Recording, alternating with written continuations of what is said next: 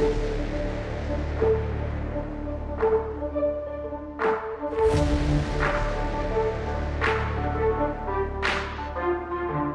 it is classically the issue of combo decks. The classic, right? yeah. Is finding it. But that being said, there is a lot of options that Dreadsea can pull. There's a few different iterations of things that Dragon can fall to for that combo. But that's neither here or there, because Underwear versus JaZe kicks off with Shadow versus Blood. Let's see if aggro can topple the defense and lines of play that JaZe puts together. And we've definitely seen it. It can happen. We saw aggro Blood beat mid Shadow a little bit earlier. JaZe actually throwing away a Saris. Interesting. What do you think about that? Throwing away a Saris in this matchup? I think when you're going first, I think it's fine. It's kind of hard to take advantage of Saris when you're going first. You kind of have to wait till the 5 point play, and by then you could have drawn something better, or you could have had a better early game. So even just on turn 4 against an aggro deck, though, I think it's really hard to trade into. They have to Evo into it instead of Evoing face.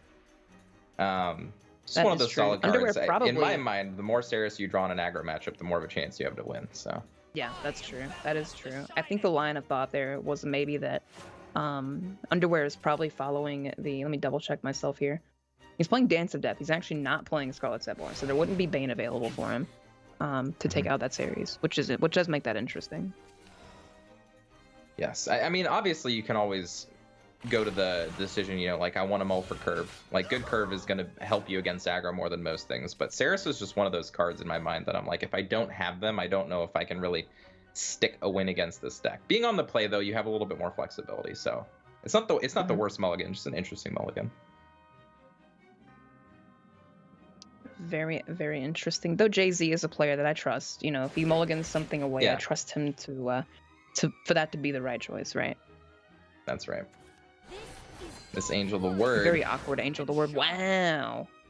It's going to take away the option to trade it. Does actually get a real flip there. Not an unreal flip into that Angel of the Word. And the reason he chose to shot that should be pretty obvious, but for those of you who don't know why he did that, he could have gone one face, but then that would allow Belinus to trade into Angel of the Word and also guarantee that it killed a bat, or it had the chance to not kill a bat right there, so. Yep. And this conserves a lot more damage. This allows an Evo to the face if need be, but probably an Evo to Vania. Oh my goodness. Definitely an Evo to Vania. Double Vania. Oh gosh. It's not that big a deal though. This allows you to get rid of both Vanias, which is interesting. Yeah, but looking at the hand from Underwear, he's got the backup he needs to push the game.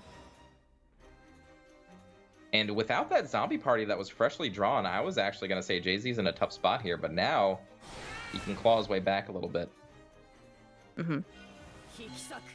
Zombie party massively good here. He's actually got a realistic way to kill the evolved Vania when before he didn't. So. Yeah, because Evoing the Andriolphus, another reason why it's not so good against aggro is because it does not get very many stats on Evo, just +1/+1. Right, it doesn't. It also didn't hit anything important. He hit literally double Eater Thane. So. Right. That Andriolphus didn't even do anything. Yeah, that's an unfortunate Evo, but he is going to be able to clear out most of the board here. And Underwear doesn't really have a solid play for the next turn. He could just choose to unload both of his Razor Claws if he wants to while Evoing the bat.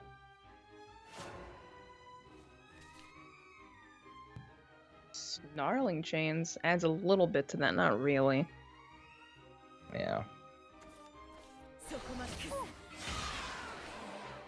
Soul Conversion. JaZe's plays are terrible. His hand is terrible. Yeah, he has no turn 6 here. He's Shadow, though, so I assume he'll draw a Death Breath. That's what Shadow does. Every time, right? Every time. Ooh. That Androphus feels terrible. That's a little stinky. He might have to Soul Convert one of the 1/1s just to draw into something relevant here, because if he plays the Andriolphus first, he just won't have the play points. God, this gets worse. This gets harder to watch. Oh no, JaZe. But this kind of just goes back, kind of almost proves. I don't want to say proves you right. I don't want to feed the XL Evo. Yes, feed me. But if he had held Ceres, right? If he had held Ceres, he would have had Ceres last turn or this turn even, and that could have made a pretty big difference. He might not just be dead. Right. Not only that, but Andriolphus, another point that I was trying to make today is if you plan on playing against aggro decks, Andriolphus isn't going to help you that much. Andriolphus isn't for those matchups, and the early game is the most important to have drops that matter. Like even something like Dark Conjurer, you know, more Lyrials in the deck, Lesser Mummy, which people aren't going to play anymore, but I miss him. But just you know, more beefy 2-drop, something like a 2/2. Yeah, those of you who don't even know what that card is, 2-play 0.22, Shadowcraft follower, Necro 4, I think, Gainstorm. Yeah. Yep, Necro 4 Gainstorm. Mostly used in aggro shadow decks. Of course, you don't really want to be using 4 shadows to give a 2/2 storm in most of your shadow decks, but I miss him. He's interesting for sure. Karabos is gonna probably put a pretty big that's kind of a clock. It's not even the fact that you're drawing extra cards, it's just that if Razor Claw hits you, Karabos puts you to 1, so. Yep. And I think this is a must Thane just to open up the possibility of being able to destroy the Thane into a ward on the following turn. Because Ektar push damage here doesn't really do anything. No, Ektar push damage here feels very, very bad. And it gives you no options for a follow-up turn. Right. Yeah. If you get the thing on the board now, you don't necessarily have to soul convert to get the ward, so you can actually, you know, maybe.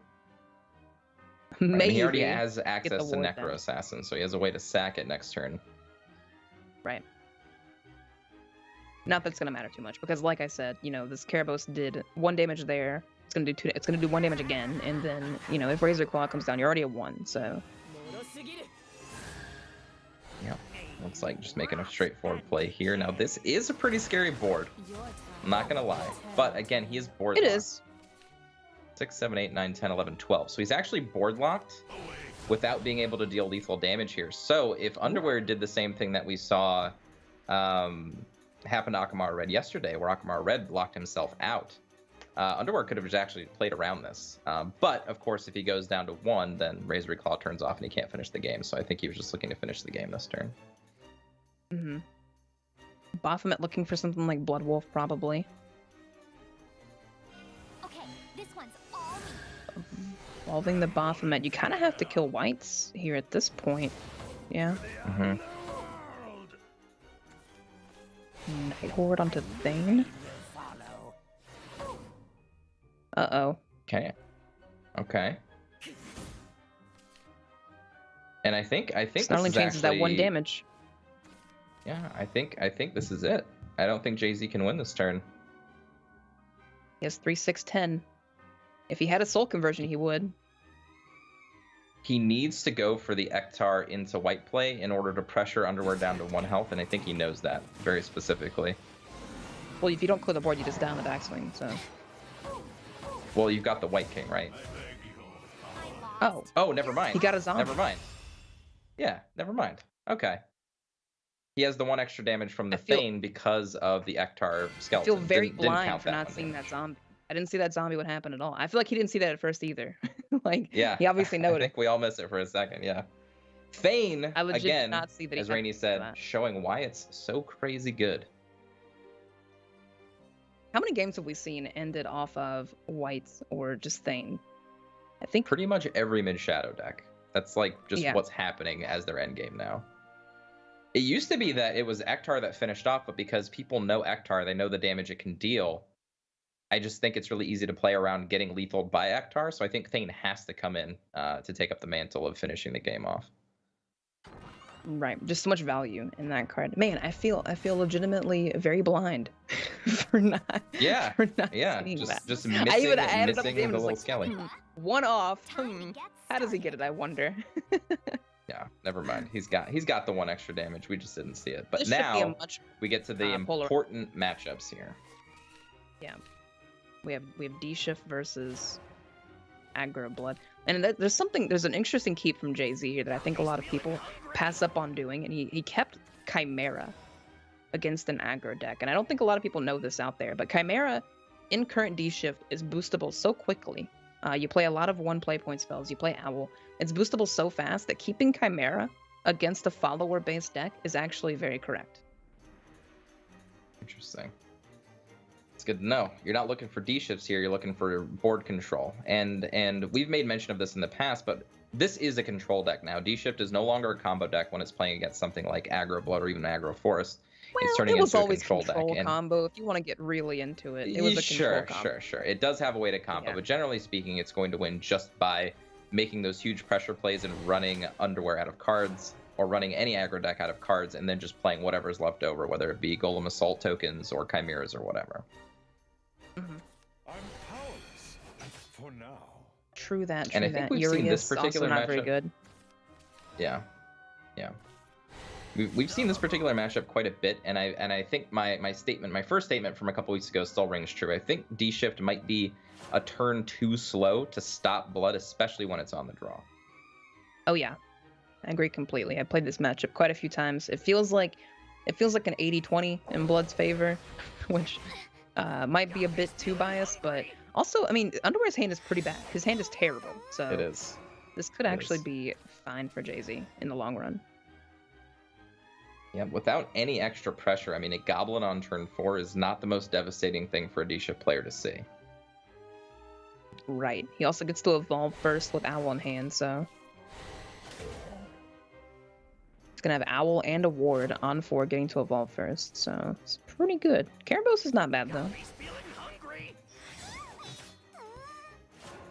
One thing I'd like to mention is that JaZe chose to not deal any extra damage to these goblins earlier to make this magic missile turn on to kill one of them, or to kill the first one that was played, which might constitute more damage overall. I think usually you expect them to play Blood Wolf anyway, and saving the damage so you can kill Blood Wolves is usually a bit better, since you don't want them to ever do 4 damage to you. Makes sense. But now he's just got a great turn, right? He's got a Kaleidoscopic Glow for the Urius. He can play out his Ward, Evo over one of the Goblins. And Underwear doesn't really have a good counterplay to that. Ooh, goes for Glow instead, not even taking 1 from that. Wow. Oh, and not going for the Ward either. I guess he feels a little safe this turn because of the lone Goblin on turn 4. Can't blame him for that.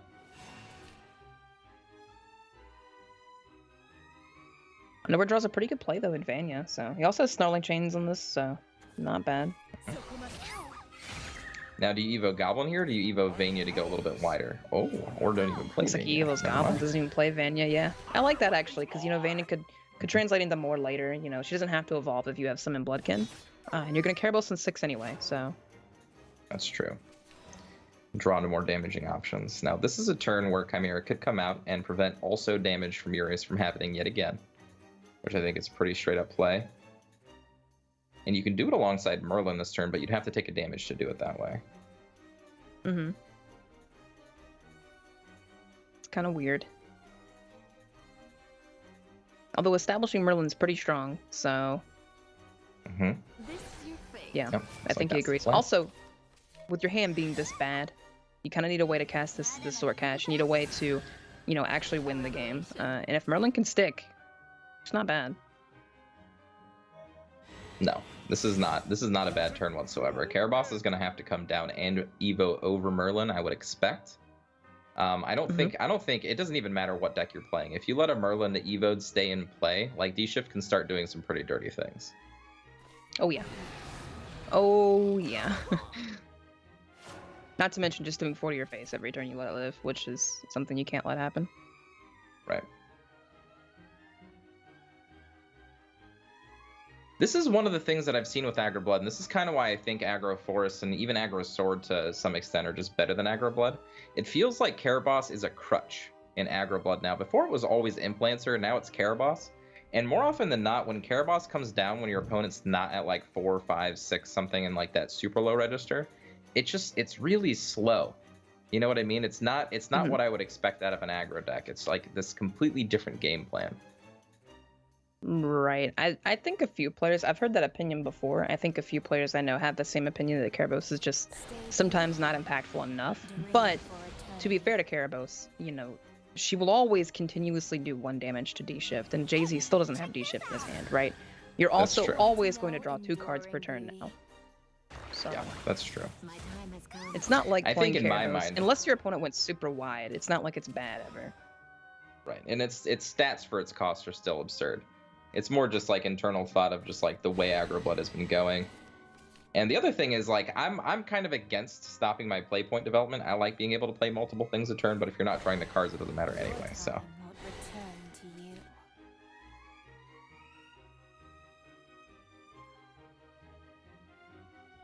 JaZe doing his best to try to get there. Yeah. Still no D shift. He's trying. It's kind of what happens to D shift sometimes. They draw half their deck and don't see a single D shift. Yeah, not in a bad spot. But this is kind of fine. You know, like it's not D shift's not even how you win against aggro blood anyway. We said that at the beginning. Like, you kind of win through board control. You win through putting up wards. You win through, you know, aggro blood having a bad hand. Which those kind of all those things kind of happen. So it's possible. I think this is just Evo the Chimera go face. It sets him right out of Vengeance. It doesn't really matter in this matchup, but get the most damage in. You have a protection for it, and you could possibly pull out a win if they don't have a removal spell or something like that. Especially with Magic Missile drawing you into something else. It's risky though, not saving the Evo for like a Merlin or a Magic Owl. Yep. He agrees though. I mean, it's behind a ward, so. It's not like Soul Squasher is played, right? For new players out there too, I really want to make mention, when you have wards in play, be a lot more mindful of your evolution orbs, okay? Sometimes you want to evo the ward and like kill something, but usually keeping as much defense on the ward as you can is best. And especially in a situation like this, if you can protect a big follower and evolve it to go face when you have advantage, this can literally just be a game-winning play.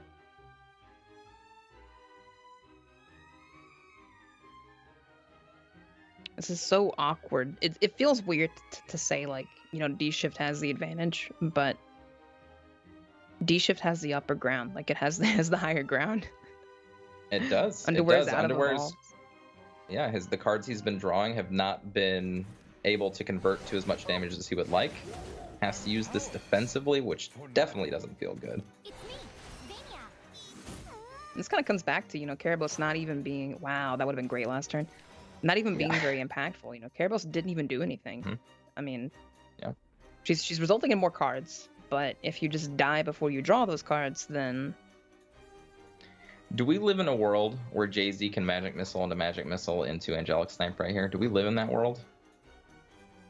I think you could play one. Do you even consider Magic Missiling face here this turn is what I'm asking. You could do it once. So that you can play Golem Assault, since you want a ward, since you can't kill. Okay. He hit Vanya with it. Going for the removal instead of the game win. So he was actually looking for one more damage right there. Or else that made no sense.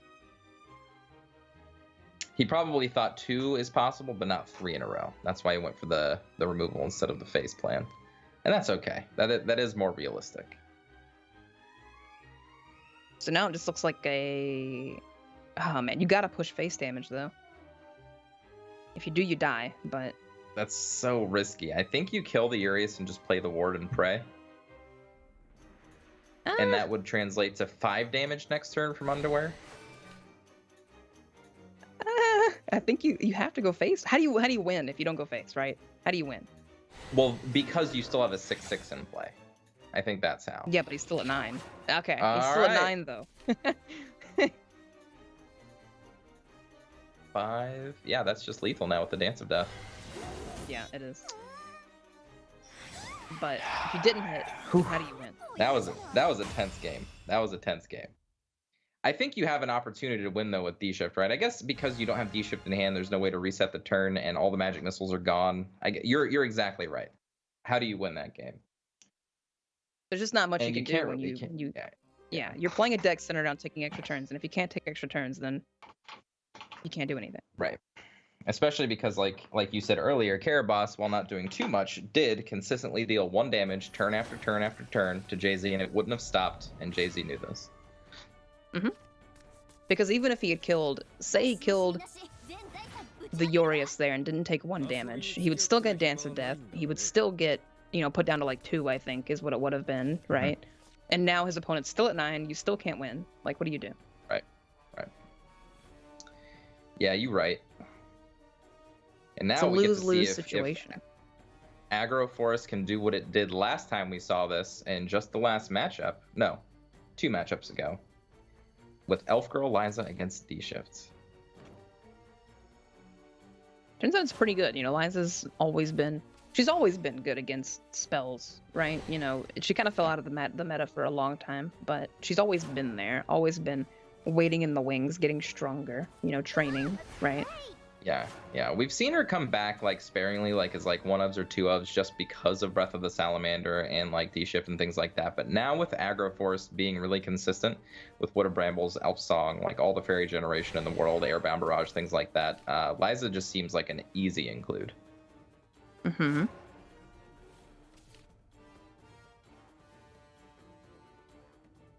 This is kind of it's a weird matchup for D-Shift here. JaZe has the advantage of being on the play. You know, he's going first, and his hand's not terrible this time. So no, it's not. He's He's got in a an much better actual spot. end game set up in hand, and he's got plenty of filter to get there.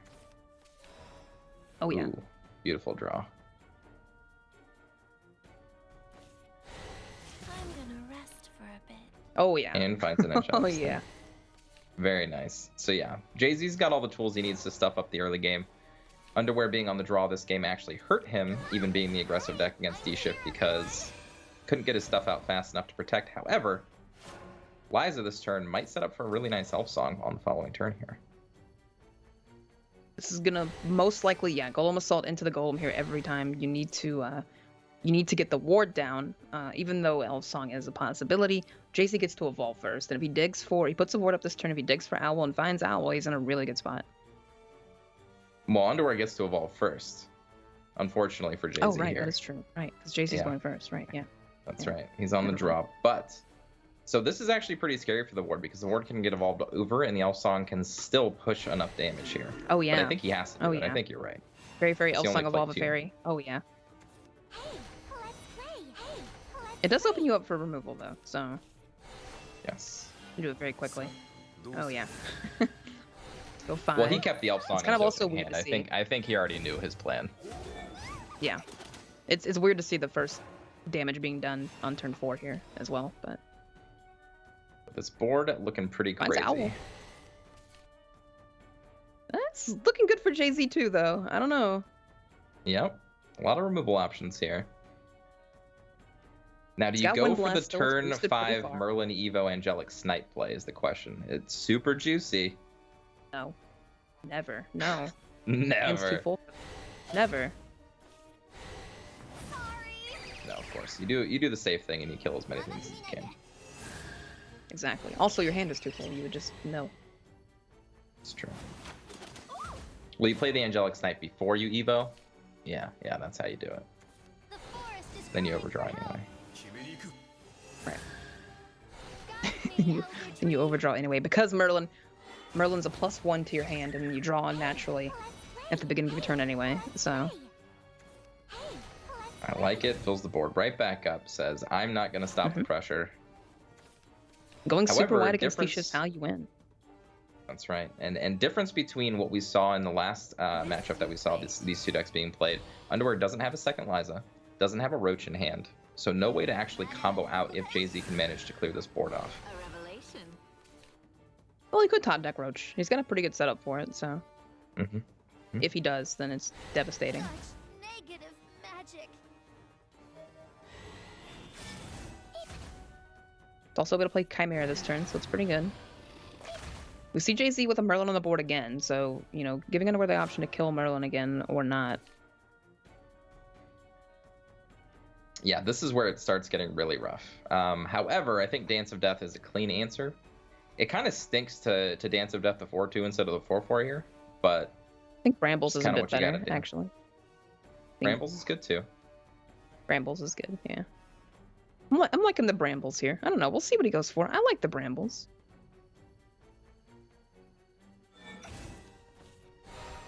Ooh. Nature's Loof into Lilac. Okay. Ooh, Fairy Driver. Hello. Oh, that's not So what are Lilac. That's Brambles Fairy looking- Driver. Okay. Yeah, that's looking way better now. What a Brambles is. Set up a nice Is that big bad? turn. I thought from art that Fairy Driver was Lilac. I didn't even consider the Nature's Guidance play this turn. It being the only bounce in hand. Yeah, that was interesting. I mean, really though, like what was he looking for? Like, why even I do guess that? Fairy Driver to make him make that play. I don't know. Yeah. I don't know what else you're Yeah, looking Fairy for there. Driver. Because the only other play that would have made sense there is either filling the board back up and leaving the Merlin, or using the Dance of Death, and then you took one of your threats off the board, which doesn't feel very good either. So You have to kill Merlin. You didn't kill Merlin. What? oh wow, didn't even use the Evo on anything. I mean, I guess the Merlin can't attack anything on the board, but you let them boost the entire hand by attacking face. This is gonna be a lesson. It's gonna be a hardcore lesson in whether or this not might be a Merlin hardcore wins. lesson. Yeah.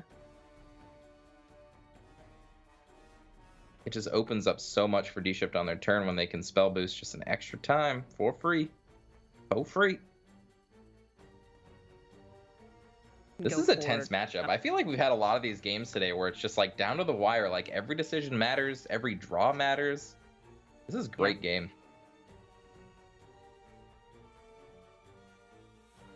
Oh boy. Golem Assault into Talk us- attack. Into Talk us through this. Fate's Hand. Talk us through this, Envy. Yeah. So your Merlin's gonna boost your hand, but your hand is not too usable at the moment. You need to you probably want to draw cards first. So honestly, just attacking face with Merlin first, then Fate's Hand, maybe. If you find if you find 2 play point spells, you can cast them, and those could be pretty useful. I think he's really considering Golem Assault first. That's interesting. Okay, he's gonna attack with Merlin now. Ooh, that got punished really hard. Yeah. The glow would have been really nice here. Well, I mean, he wanted to find the reason he did that is so he could cast the Fate's Hand for 0 and then boost 2 cards possibly with Merlin. But he found nothing that Merlin boosted, so. Right. And this has got to start getting scary for Underwear too, because Underwear knows that there's been tons of spell boosting. He left the Merlin in play, all of these things, and we're going on to turn 8 for D-Shift. So he's got to be thinking, okay, do I just forget everything I knew about this matchup and just throw everything face and just hope you don't have it? It looks like that's what he's doing. Yep. Yep, I think that's what he's doing. I mean, ooh, okay. Oh, Kill a Chimera. A little hedge. Tiny hedge. So next turn he has Fairy Driver with a possible 4 fairies. So that's 8 damage, 10 damage with Evo. So it does have a lethal setup. Mm-hmm. And you've seen Merlins, but you haven't seen Owls, you haven't seen Sword Caches, so you know the JaZe's not going to shift combo. You know it's not going to happen. It's also 1 turn before Giant Chimera, and there's no way the Giant Chimera could even kill you anyway. So I like this play a lot. And he set it up perfectly on the turn where the Wood of Brambles is going to fall off. Very important to note, so that he can have full board space. Mm-hmm. Well, I mean, when you're playing Countdown Dynamics, you're going to have to do that anyway, right? Yeah. I think I bounced anyway, so it didn't matter, but... And I can't imagine a world... I mean, he's already used 2 of his Guardian Golems. I mean, like, this is one of those games where I think you just have to D-Shift, right? I don't know how big the Chimera is, but I think you just have to. I don't think you can wait. Because that play would be super interesting, right? If Underwear just traded his board away and didn't have lethal in hand. I think JaZe expects that Underwear has lethal. But it would have been allow him interesting. the turn. He couldn't even cast the shift there, I don't think. But... Oh, was he 1 off? Okay, I miscounted by 1 then. But this will be lethal, and you know, Envy, I don't like saying that I'm right, but I'm right. 2 upsets over 2 days. I don't believe that one JaZe bit. down. You love saying you're right. What do you mean? You wake up and look in the mirror and say, you know what? You're right. That's how I wake up every morning. But Underwear taking down the undefeated JaZe in one of his first losses in like 2 seasons. JaZe taking the loss here, and Dimension Shift did not look good at all today. Did not see we did not see it successful at all in any way, shape, or form. And JaZe even played around Eliza pretty well. I think this is just a classic example of what you said earlier.